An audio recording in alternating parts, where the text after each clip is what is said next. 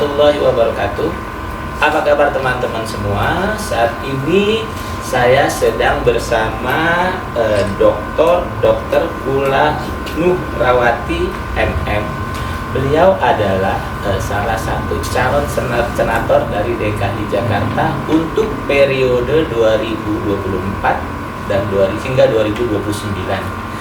Beliau ini sebetulnya seorang politisi senior, seorang politisi ulung bahkan, karena beliau pernah menjadi seorang anggota MPR. Tapi bagaimana profilnya? Yuk kita tanya dulu ke beliau.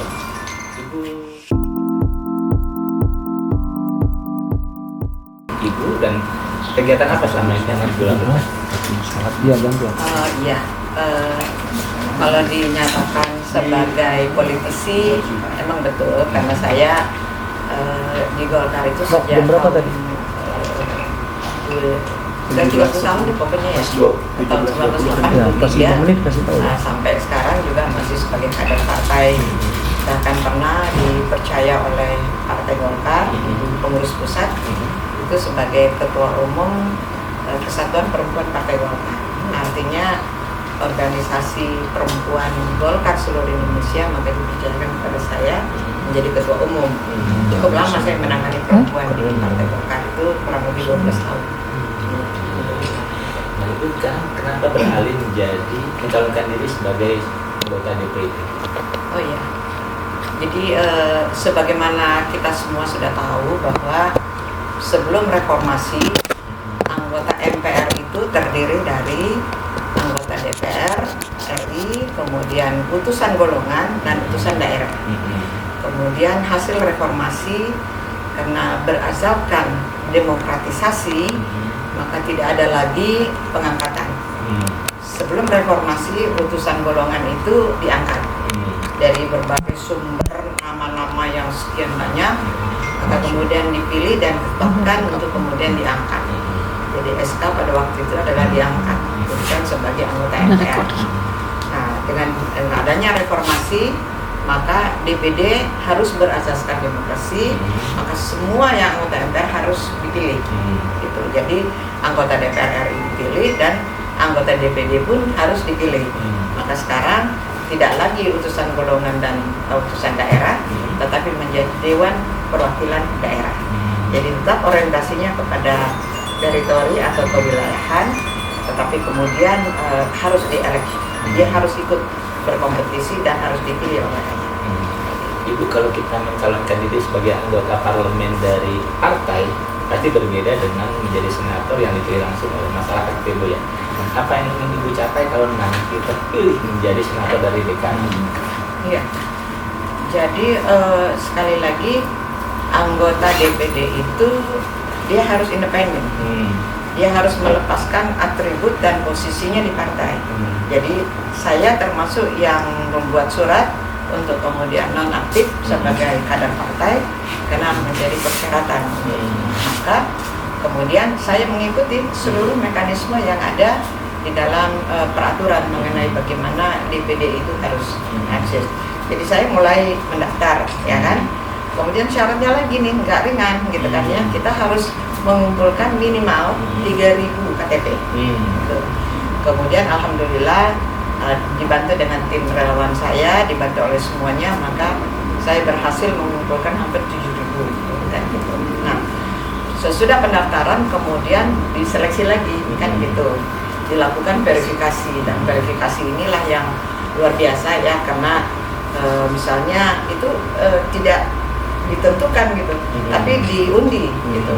Jadi dari 3.000-an itu KTP itu datang ke rumah masing-masing. Benar gak kenal ini? Ya kenal Dokter Ula. Benar memilih? Ya, baru ditik. Kalau dibilang nggak kenal bukan saya, maka kita dianggap tidak. Dan itu pun harus memenuhi syarat. Kalau tidak, maka tidak nyatakan diskualifikasi. Maka dari hampir 60, kalau tidak 60-an itu 60 atau 60 saya lupa persisnya, itu yang mendaftar, yang lolos itu 25. Ya, karena ya termasuk alhamdulillah kita lolos. Makanya ya tahapan berikutnya setelah verifikasi adalah harus melakukan yang namanya administratif ya, semua terpenuhi dan seterusnya. Maka kemudian tahapan ketiganya adalah sosialisasi. wajib hukumnya saya melakukan sosialisasi. Nah, per November tanggal 21 ada satu lagi, kita harus berkampanye. Kalau kampanye itu maka yang kita kedepankan selain visi misi tentu adalah yang jelas kita punya politik ini ke arah mana gitu, ya kan?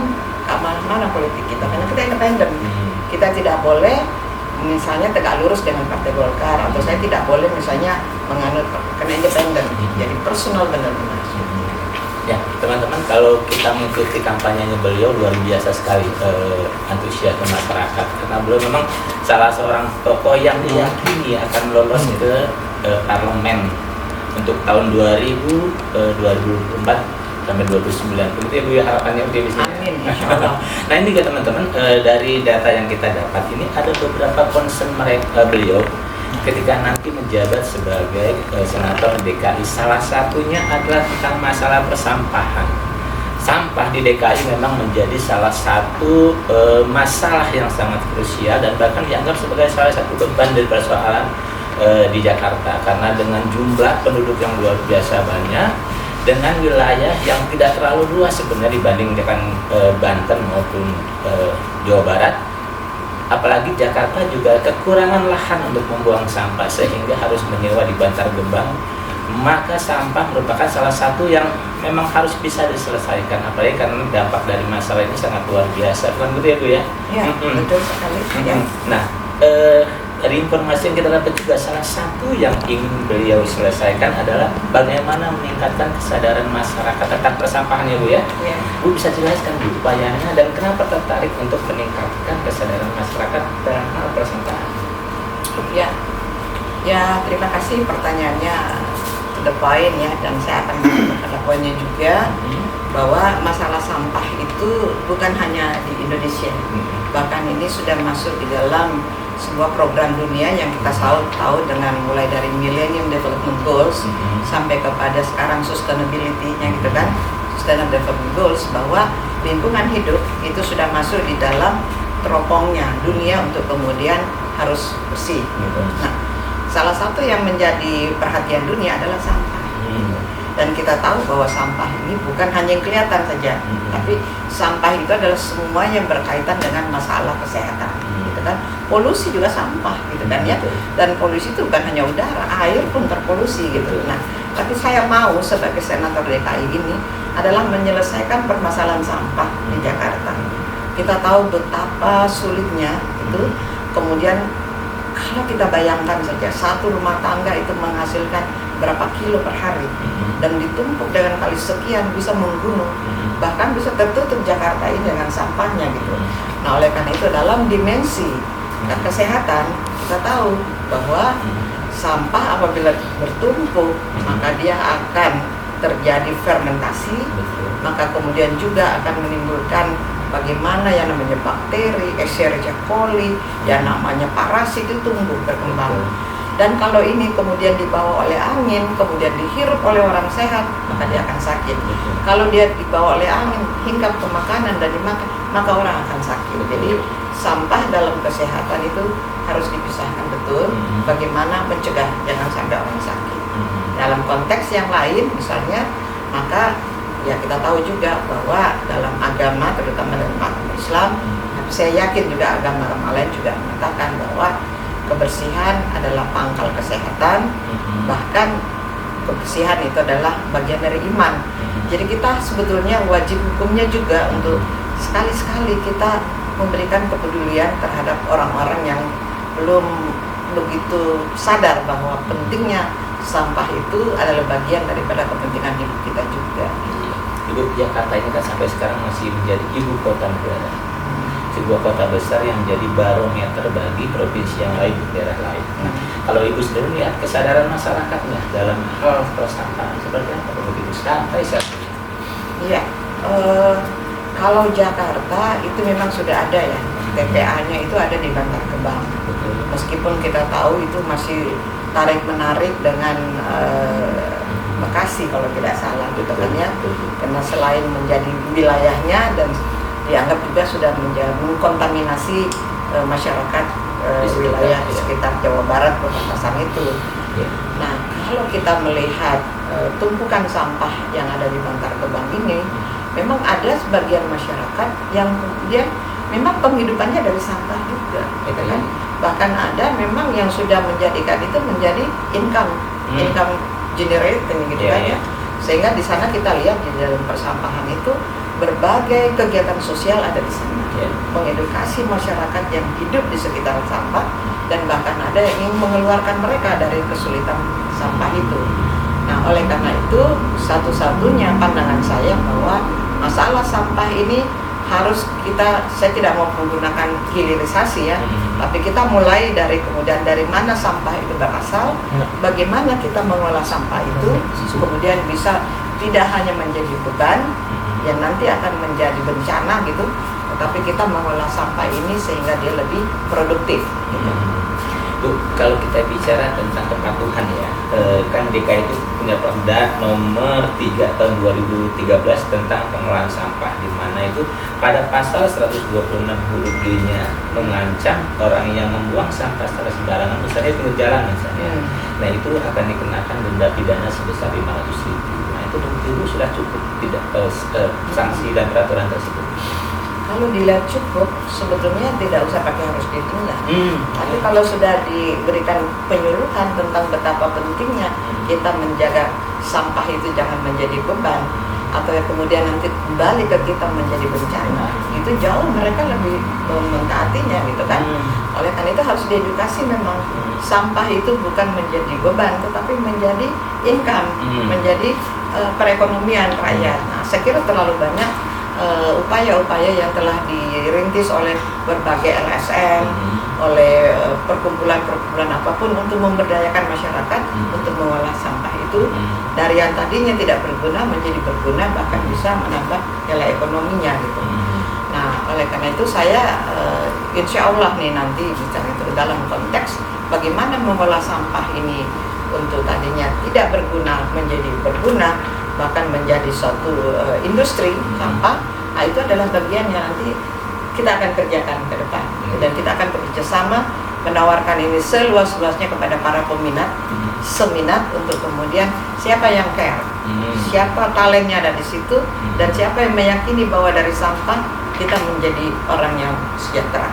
Saya kira ini yang harus kita sampaikan kepada masyarakat luas. Nanti satu lagi Bu yang cukup penting Bu, nanti ketika Ibu sudah di DPD jadi senator DKI, kira-kira apa saja yang akan dilakukan untuk membangun kesadaran masyarakat tentang sampah ini sehingga mereka nggak lagi membuang sembarang, karena di DKI pun sebetulnya kalau kita telisik pasti ada 1-2 meskipun dendanya ada gitu ya. Nah, jadi bagaimana Ibu bisa katakanlah membuat masyarakat itu lebih patuh pada peraturan sehingga tidak lagi membuang sampah secara sembarangan. Iya. Peraturan itu penting, ya kan. Tapi yang lebih penting lagi adalah bagaimana peraturan itu bisa dijalankan. Karena kalau peraturan dibikin tapi dijalankan atau tidak itu tidak ada yang peduli, itu masalah juga, kan menjadi sampah pemikiran menurut saya. Nah, oleh karena itu janganlah memikirkan sesuatu yang nanti ujung-ujungnya sampah juga. Nah, oleh karena itu yang paling penting buat saya adalah starting from the beginning, itu harus mendidik anak-anak. Kita lihat di Jepang, di mana, di Singapura gitu. Anak kalau makan permen itu bungkus permennya itu nggak dibuang. Kalau dia cari tempat sampah tidak ada, maka kemudian dia kantongin, dia simpan. Dan itu adalah kesadaran dini. Dia malu kalau kemudian dia membuang sampah. Merokok tidak sembarangan itu buang puntung. Mulai dari rokok gitu, tidak dilarang dan dia udah polisir. Nah, untuk kemudian apa yang harus dilakukan gitu kan untuk meningkatkan kesadaran, saya kira tugasnya lah para organisasi perempuan untuk mengedukasi para ibu rumah tangga bahwa dari rumah sendiri sudah bisa memilih mana yang organik, mana yang anorganik. Kalau di rumah sakit sudah jelas ada 3 kan, ada yang infeksius, ada non infeksius, mana yang bisa kemudian menjadi daur ulang. Ada 3. Kalau di sampah rumah tangga cuma 2 aja, ya kan? Mana yang makanan yang bisa kemudian hancur dengan sendirinya, ya nanti jadi kompos. Di kompos mahal lagi kan gitu. Tapi mana yang kemudian non-organik, plastik, kertas, kardus dan seterusnya, itu di recycle dan kemudian menjadi sendal, menjadi sepatu, menjadi jaket, bahkan menjadi tas gitu loh. Ini semuanya teknologi, apa yang tidak ada di Jakarta ini? Semua bisa. Tapi bagaimana kita mengedukasi rakyat, di situ permasalahannya. Nah sekarang pesan-pesan ibu dan harapan ibu pada masyarakat agar lingkungan Jakarta semakin bersih, semakin sehat, dan tidak ada yang namanya polusi dari sampah itu. Ya, saya kira iya. Ya, tugas kita semuanya yang pertama yang menghimbau itu adalah pemerintah, ya kan. Kemudian masyarakat itu sebagai pelaku, ya. Kemudian kita semuanya adalah sebagai penikmat, gitu. Jadi yang harus digugah adalah apakah kita nyaman, apakah kita ini happy, apakah kita ini bisa makan, bisa ngakak, ketawa di sekeliling sampah, kan gitu. Jadi mengusik yang enak, yang indah, yang bagus itu adalah yang clear and clean, kan gitu. Nah kalau ini sudah ada risih kalau melihat sampah, itu sudah kesadaran pertama. Jadi risih aja kalau ada orang buang sampah sembarangan, buang puntung rokok sembarangan, habis kemudian apa simpan segala macam, berarti orang ini tidak beradab kalau menurut saya. Kan? Maka kemudian tugas kita adalah mengedukasi mereka. Kan? Jangan mengusik orang lain yang sadar terhadap sampah. Tapi kalau ada yang memungut sampah, ada yang peduli sampah, jangan dianggap juga ini orang kurang kerjaan, enggak, kan gitu.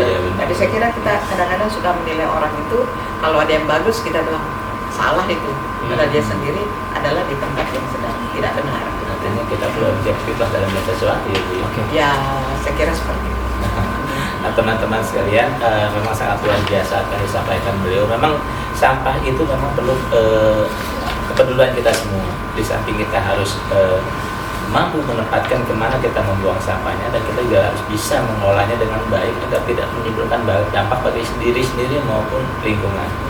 Ibu Ula memang sangat luar biasa. Beliau bisa memahami masalah sampah, dan semoga apa yang beliau sampaikan bisa menggugah teman-teman semua, juga masyarakat yang menonton acara ini, dan juga mudah-mudahan beliau dapat mewakili kita di DPD untuk periode 5 tahun ke depan. Nah teman-teman, kita ketemu lagi di lain kesempatan. Ibu, makasih banget. Sama-sama. Iya. Saya juga terima kasih. Iya. Ya teman-teman, assalamualaikum warahmatullahi wabarakatuh.